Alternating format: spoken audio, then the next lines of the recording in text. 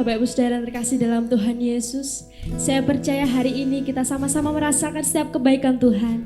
Dan saya mengajak untuk kita sama-sama persiapkan hati kita. Kita mau datang kepada Tuhan. Kita mau membawa setiap korban syukur kita yang terbaik. Terima kasih Tuhan. Kami sungguh mengucap syukur untuk kasih kebaikan-Mu Tuhan yang selalu kami rasakan dalam kehidupan kami. Kalau kami boleh ada sebagaimana kami ada Tuhan hari ini, kami percaya itu semua karena cinta kasih-Mu Tuhan, karena kebaikan-Mu. Kami membuka ibadah ini Tuhan dalam satu nama Tuhan Juru Selamat kami. Kami berdoa dan bersyukur. Amin. Terima kasih Yesus.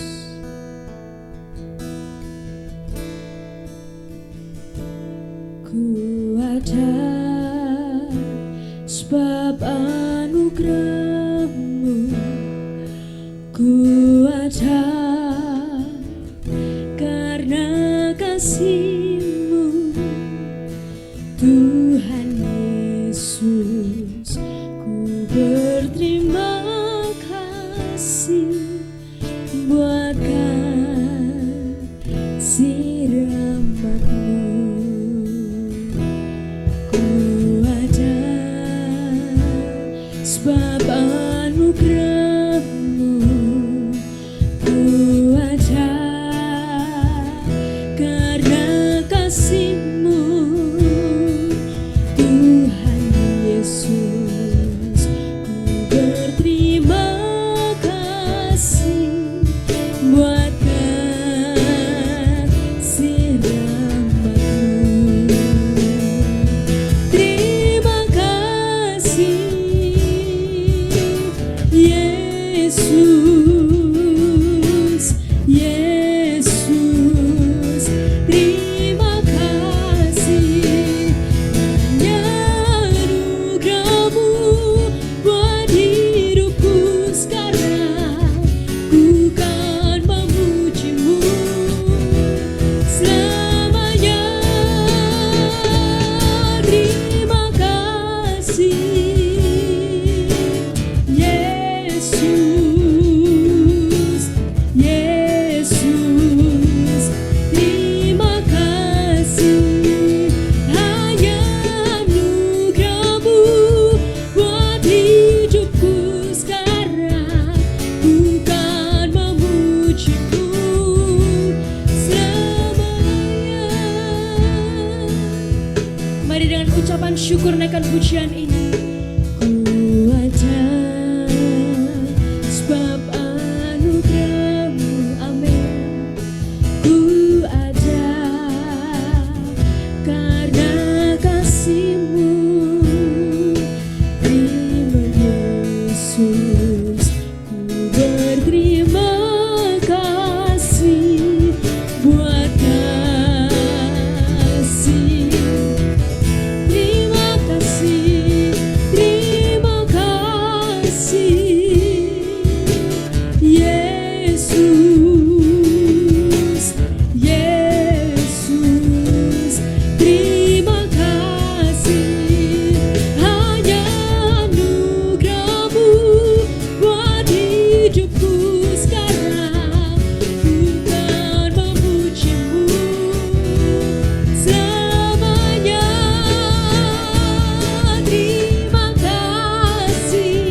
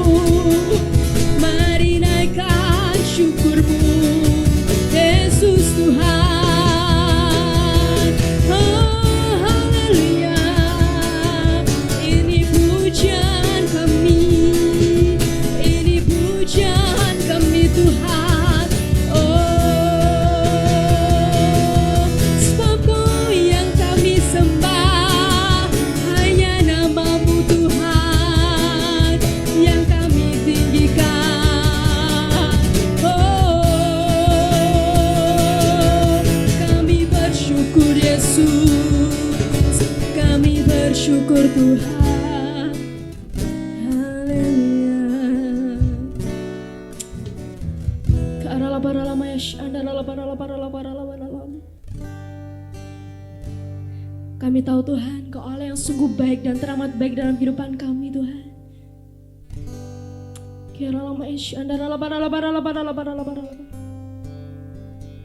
Oh mulianya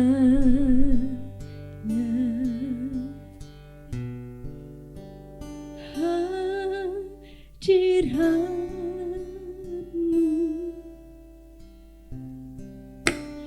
kami bait-Mu memuja-Mu,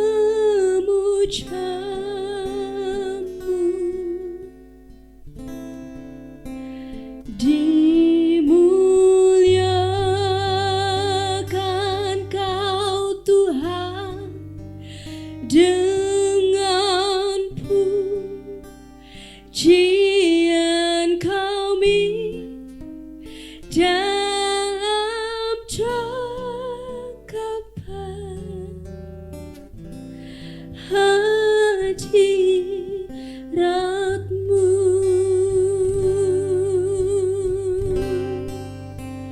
Oh mulianya, amin, hadirat-Mu,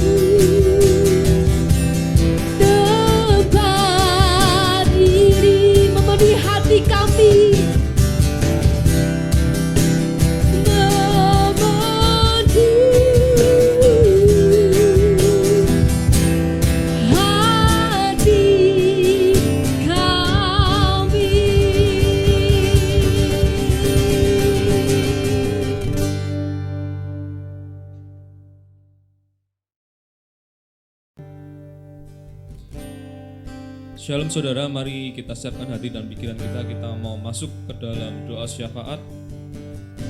Syaralamaya sikiralama.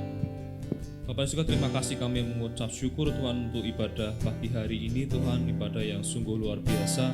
Meskipun kami masih beribadah secara online Tuhan, tetapi kami mau mengucap syukur bahwa penyertaan Tuhan sungguh luar biasa atas kehidupan kami. Kami tidak pernah berkekurangan sedikit pun Tuhan. Tuhan selalu mencukupkan segala sesuatu. Bapa ini surga, terima kasih juga kami mengucap syukur karena Engkau menjagai setiap kami, orang terkasih, juga keluarga kami di mana berada, jemaat kami semuanya Tuhan. Menjagai kesehatan kami, aktivitas kami, semua pekerjaan kami, aspek kehidupan kami Bapa. Boleh mengalir pemulihan Tuhan, boleh mengalir atas Indonesia di dalam nama Tuhan Yesus Kristus. Kiralama syikiralama ya. Bapak Yesus, kami juga berdoa buat pemerintahan Indonesia dari presiden, wakil presiden sampai yang paling bawah Tuhan. Tuhan, di tengah krisis seperti ini Tuhan, kami melihat mungkin banyak sekali juga permasalahan Tuhan. Kami berdoa Tuhan Yesus, Tuhan kuatkan setiap pemerintahan Indonesia Tuhan, untuk memecahkan setiap permasalahan yang ada. Tuhan berikan hikmat marifat atas pemerintahan Indonesia untuk memecahkan setiap permasalahan yang ada. Di dalam nama Tuhan Yesus Kristus, Tuhan berkati seluruh jajaran Polri, TNI, juga tenaga medis Tuhan, untuk menghadapi, untuk menyikapi setiap keadaan yang ada di dalam nama Tuhan Yesus Kristus. Dan kami Tuhan berkati setiap aspek kehidupan kami di dalam nama Tuhan Yesus Kristus. Kiralama Yesus kiralama. Terima kasih Tuhan, kami juga serahkan seluruh jemaat SLCC Solo ini kepada Engkau Tuhan, dimanapun jemaat-Mu ini Tuhan Yesus berada, beraktivitas, Tuhan menyertai, memberkati mereka. Setiap langkah kaki kami Tuhan menyertai di dalam nama Tuhan Yesus Kristus. Terima kasih Tuhan, berkati pelayanan kami di mana berada, berkati hari demi hari. Kami mau mengandalkan Engkau, kami mau mengandalkan hikmat-Mu. Sedikit pun kami tidak mau patah semangat Tuhan di dalam Engkau. Tapi kami berdoa, biarkan nama Tuhan dimuliakan dan ditinggikan senantiasa atas kehidupan kami. Terima kasih Tuhan, kami berdoa dan mengucap syukur. Haleluya, haleluya. Amin. Sebelum masuk dalam firman Tuhan, mari kita mau siapkan hati menyambut hadirat-Nya. Haleluya Yesus.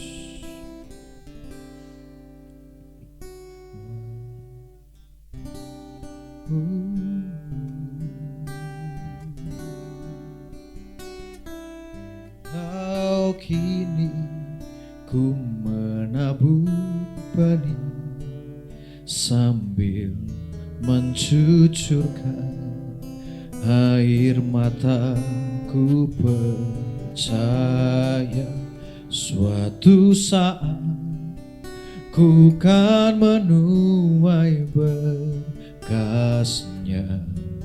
sambil bersorak-sorak.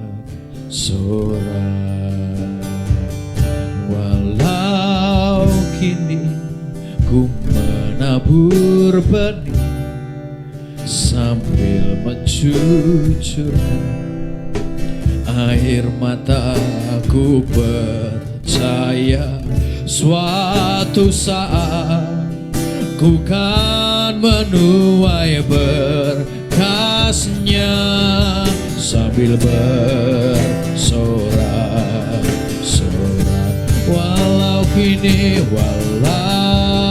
kini ku menabur benih sambil mencucurkan air mataku, suatu saat ku kan menuai berkasnya dengan bersorak-sorak. Seperti pujian ini yang berkata, sekalipun kami menabur benih hari ini,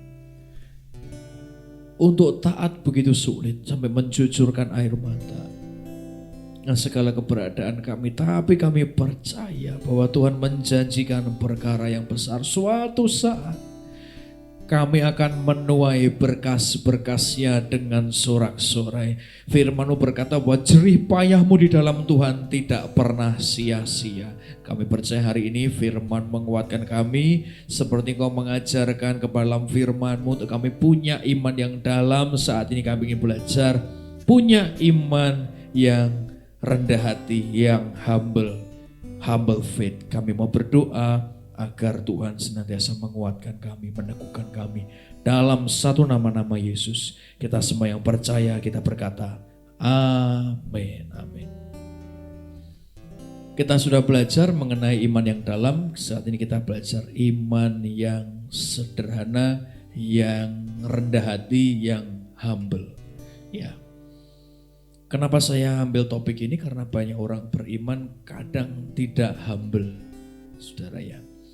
Imannya bukan iman yang murni di hadapan Tuhan, tapi imannya punya sesuatu yang akan dia peroleh, sesuatu yang ingin dia peroleh, keuntungan di belakang segala imannya.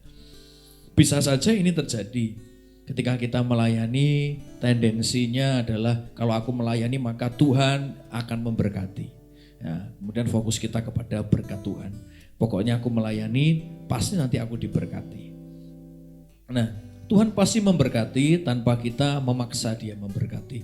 Karena dia adalah Allah yang memberkati, Allah El Shaddai. Maka Bapak Ibu kita belajar. Bagaimana kisah yang menarik kita mau belajar dalam Markus pasal yang ke-7.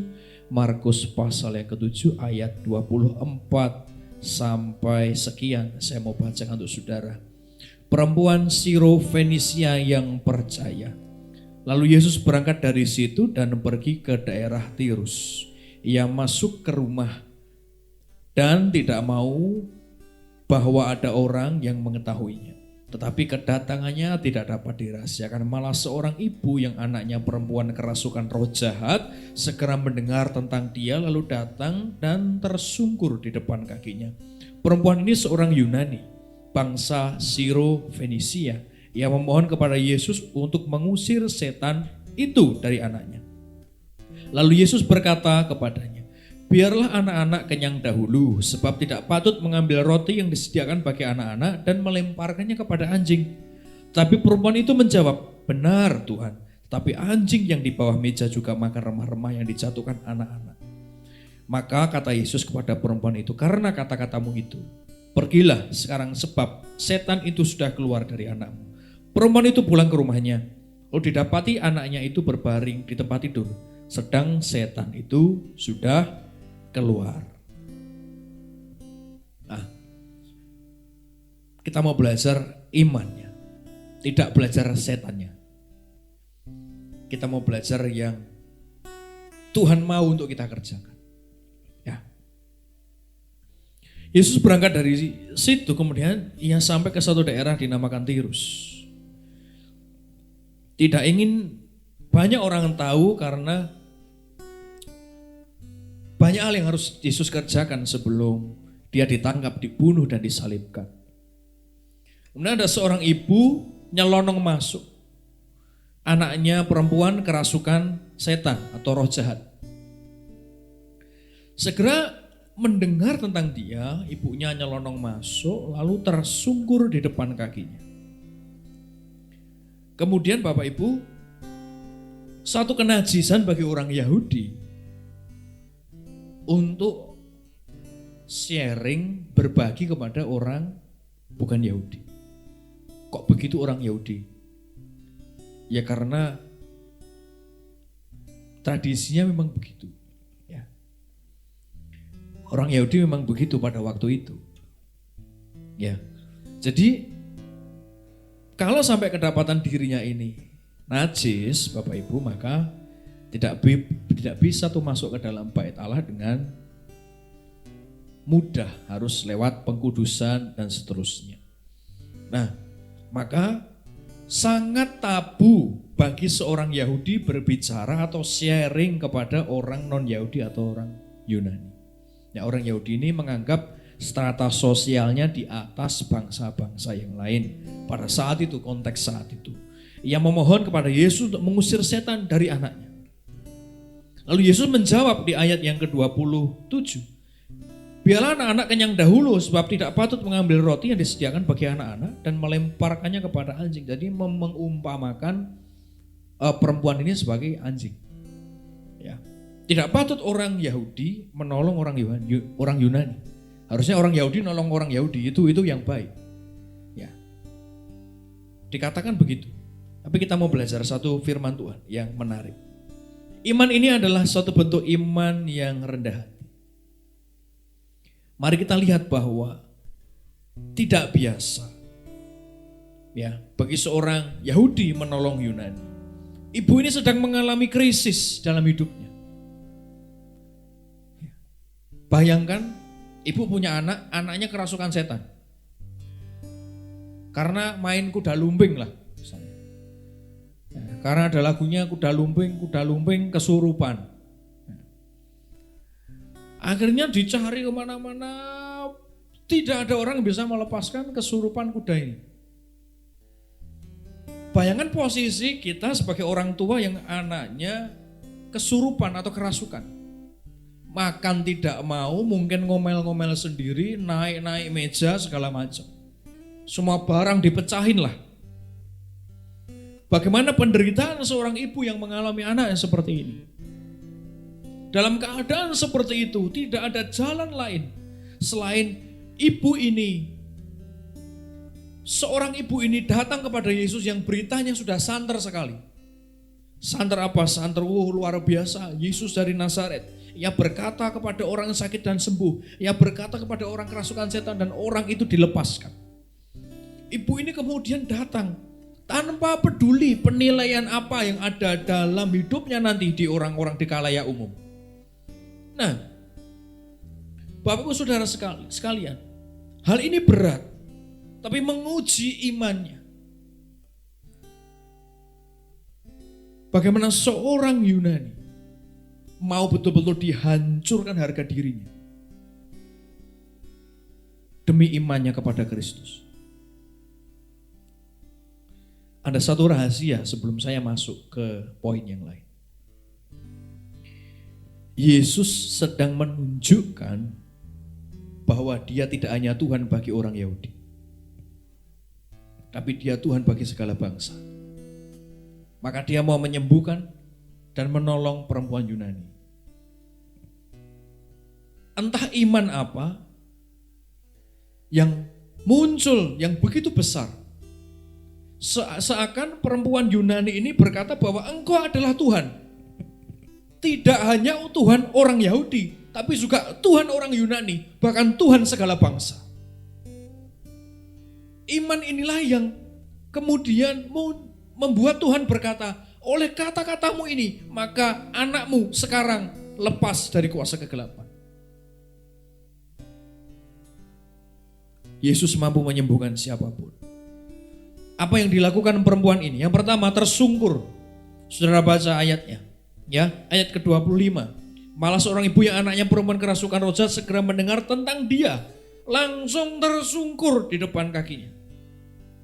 Berapa banyak kita dari kita yang sudah terlalu akrab dengan Tuhan sampai panggil dia bro. Kalau engkau tidak membelaku, maka aku akan murtad. Ya, kira-kira kalau begitu itu kan Tuhan juga tidak sangat dihormati. Ya. Kemudian kita minta kepada Tuhan tanpa menghargai perasaannya. Perempuan ini apa? Tersungkur. Memakai kata Yunani pros, yaitu penyembahan yang tersungkur, atau yang saudara kenal proskuneo. Perempuan ini tersungkur sampai ke tanah.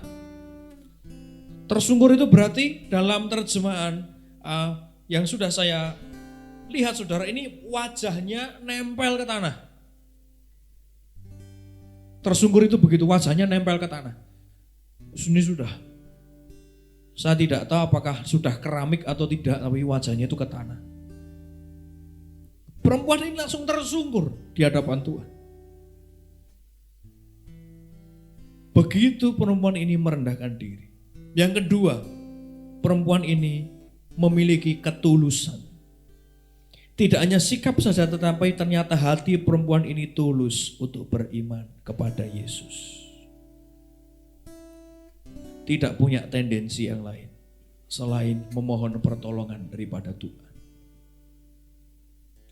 Apakah tersungkur kita tersungkur yang tulus? Apakah sebagai seorang Kristen ketika kita sembah Tuhan kita tersungkur?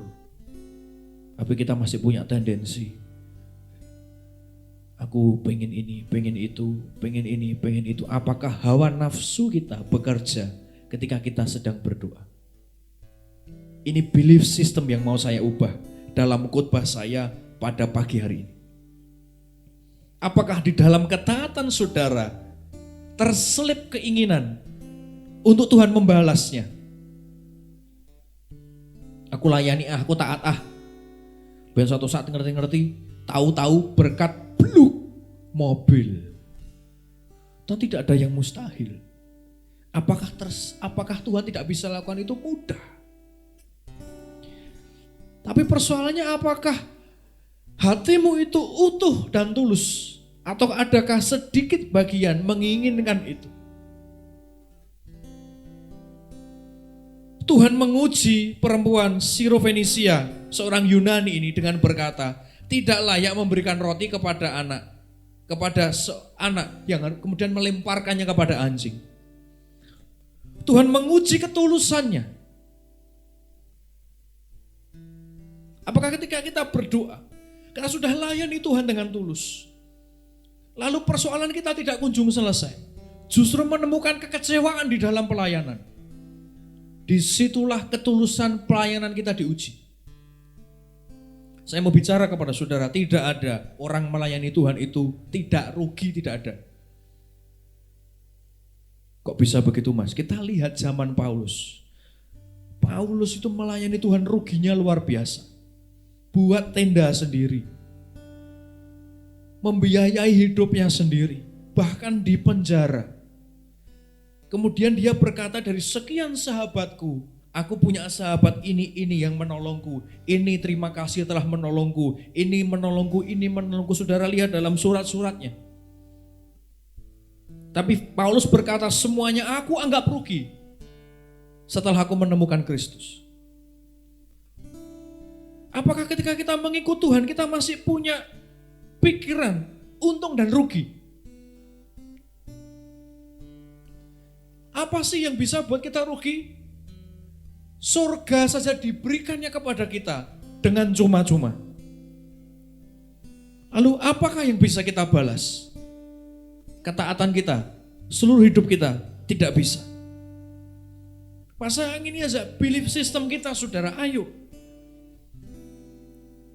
Firman Tuhan berkata, carilah dahulu kerajaan Allah dan kebenarannya, maka semuanya akan ditambahkan kepadamu. Semuanya sudah diberikan kepada kita. Kita mau pengen apa lagi? Saatnya membalas cinta kasihnya dengan ketulusan. Ya, kenapa kamu melayani Tuhan? Sekarang pertanyaan saya kembalikan kepada saudara. Harusnya jawabannya karena Tuhan baik bagi hidupku. Aku punya duit 5 triliun pun tidak bisa membalas cinta kasihnya. Aku melayani sampai seluruh hidupku pun tidak bisa membalas cinta kasihnya. Bapak Ibu, itu harus kita lakukan. Perempuan ini begitu hancur di hadapan Kristus dan berkata, memang anjing juga makan dari remah-remah yang jatuh dari meja tuannya. Aku gak apa-apa. Aku sudah tersungkur, dipermalukan mungkin. Kemudian oleh Yesus dibegitukan pula. Dan dia masih berkata, sudah gak apa-apa. Remah-remah pun adalah mujizat bagiku.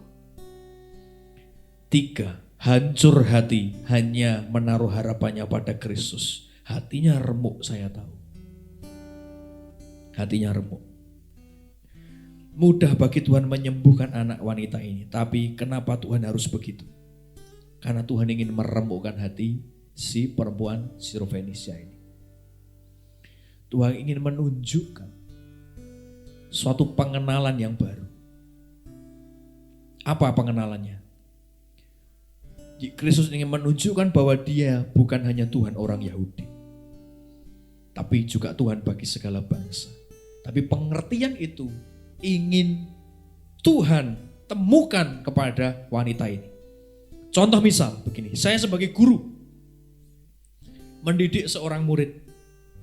Dan saya mendidik begini, anak-anak, kenapa anak-anak harus belajar? Ada 2 jawaban murid, biar nilaiku bagus dan naik kelas. Jawaban yang kedua adalah, belajar adalah tanggung jawabku Pak Guru, biar aku cerdas, pandai, dan kelak bisa berguna bagi nusa dan bangsa dan untuk diriku sendiri. Apakah 2 jawaban ini ada yang salah? Tidak ada yang salah. Tapi mana yang paling mengerti maksud dari gurunya? Yang pertama atau yang kedua? Yang kedua. Ngikut Tuhan itu begitu loh saudara. Tuhan itu mengajar kita itu begitu. Tuhan itu ingin kita ngerti sendiri. Menemukan maksud dan kehendaknya itu sendiri. Dengan kita berusaha cari. Tidak melulu harus disuapi terus Tuhan harus berkata kepada saudara, menjelaskan dengan lugas. Kadang dalam persoalan seperti ini Tuhan ingin kita tuh ngerti sendiri. Oh maksudnya begini, aku ngerti Tuhan. Terima kasih Tuhan atas segala pengajaranmu dalam persoalan ini. Aku jadi mengerti. Sekarang aku kuat, aku makin mantap mengikut Engkau. Itu yang harusnya kita miliki. Saya bisa ngerti maksud saya. Yang ketiga, hancur hati. Kenapa Tuhan begitu? Karena Tuhan ingin membuat wanita ini ngerti. Ya, yang keempat, wanita ini menyentuh hati Tuhan dengan kerendahan hatinya. Pengakuan perempuan ini berkata bahwa sekalipun orang Yunani tidak dihargai Tuhan, tapi remah-remahnya saja boleh. Karena aku percaya Engkau Tuhan bagi segala bangsa, tidak hanya bagi orang Yahudi tapi juga orang Yunani. Saya ingin kita punya belief system yang seperti ini. Iman yang seperti ini. Tidak ada tendensi lain selain ngikut Tuhan. Humble. Yes. Saya cuma bisa nyumbang suara. Belum bisa nyumbang duit. Di mana-mana ada pelayanan, singer aku siap. Harusnya begitu. Tuhan berikan pengertian pemahaman tentang firman Tuhan. Dimanapun saya diminta berkhotbah, saya siap mengajar dengan apa yang Tuhan taruh dalam hidup saya. Harusnya itu. Life diberikan, hidup yang diberikan. Karena apa? Karena segenap hidup kita tidak bisa bayar kasih Tuhan. Apa yang diterima perempuan yang pertama? Kesembuhan anaknya dari roh jahat. Kuncinya adalah kerendahan hati iman. Tidak perlu yang lain. Mudah bagi Tuhan berkata, saya tanggung. Bahkan Tuhan tidak ngusir. Sudah, ya. Kayak kamu pulang. Gitu saja. Ya, apakah ini pelayanan online? Saya tidak berkata begitu. Sudah, kamu pulang, anakmu sembuh. Saudaraku, kesembuhan diterima. Dan yang kedua, pengenalan akan Tuhan diterima. Ujung dari kesembuhan adalah pengenalan akan Tuhan.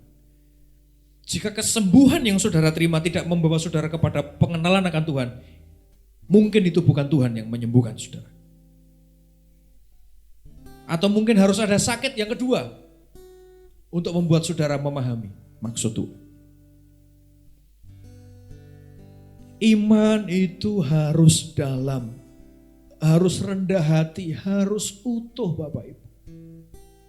Maka saya ingin jemaat belajar mengenal firman Tuhan dengan benar.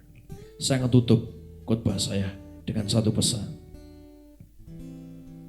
Tidak banyak orang yang memiliki iman seperti ini. Ya.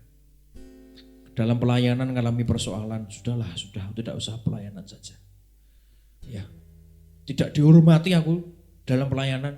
Loh, yang dihormati itu kan Tuhan, saudara. Ya.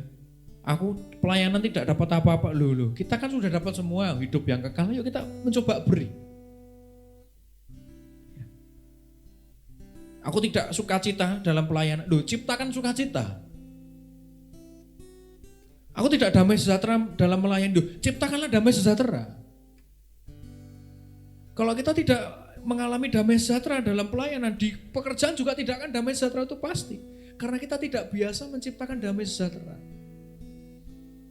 Karena firman Tuhan, bagi mereka yang percaya menerima firman, dalam hatinya akan mengalir aliran-aliran air hidup. Siapa yang hidupnya tinggal dalam firman, dia akan ciptakan sukacita, ciptakan damai sejahtera, ciptakan kebenaran. Tapi saya tidak bahagia dalam rumah tangga, yuk ciptakan kebahagiaan. Jadilah seorang yang rendah hati, yang humble faith. Bapak Ibu, ini yang saya mau ubah pada jemaat hari-hari ini. Ya, pemerintah, kenapa pemerintah ini membuat ekonomi kacau? Ya ayo tolonglah pemerintah. Jangan mengkritik pemerintah terus, saudara. Pemerintah sudah cukup pusing. Ini begini, ayo kita tolong. Mulai dari dirimu, diri kita masing-masing. Ya, bekerjalah dengan produktif, dengan tetap menjaga protokol kesehatan. Itu saja yang kita lakukan. Ayo kita mulai. Wanita ini tidak menyalahkan Kristus. Aku sudah tersungkur kok engkau malah bilang aku anjing. Tidak. Semua dikembalikan kepada dirinya. Aku ngerti Tuhan, sudah hancur aku. Aku hanya ingin kau menyembuhkan anakku. Saya ingin kita punya iman seperti ini. Ayo saudara. Semua untuk Tuhan. Untuk kemuliaan Tuhan. Kita mau berdoa. Bapa, berkati kami, agar kami punya iman yang rendah hati. Semakin kami ditekan, maka kami akan semakin bertumbuh berakar ke bawah. Bapa, memberkati jemaat-Mu yang mengangkat tangan di layar hari ini. Biarkan iman mereka seperti iman perempuan Sirofenisia ini, yang tersungkur di hadapan Tuhan, tulus dan melayani Engkau dengan kerendahan hati dan ketulusan. Bapa, kami ingin terus diperbarui dalam Engkau. Saudaraku, diberkatilah Engkau, diberkatilah keluargamu, diberkatilah aspek hidupmu, diberkatilah anak-anakmu, cucu, menantu, pekerjaan, penggembalaan, pelayanan, diberkatilah seluruh aspek kehidupanmu. Apa yang kau kerjakan dijadikan berhasil. Dijauhkan kiranya sakit, penyakit, mara, bahaya, maut, segala sesuatu yang tidak berguna ataupun serangan kuasa-kuasa kegelapan dari hidupmu. Karena Engkau akan terus jadi pemberita-pemberita firman dari dulu, sekarang, sampai Kristus datang yang kedua kali. Haleluya. Bapa, terima kasih. Oh Bapa, terima kasih. Jesus Bapa, di dalam surga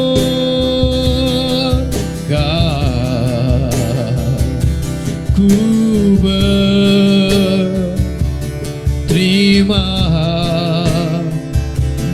kasih.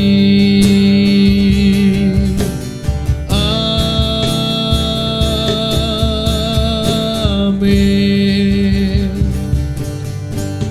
Puji Tuhan.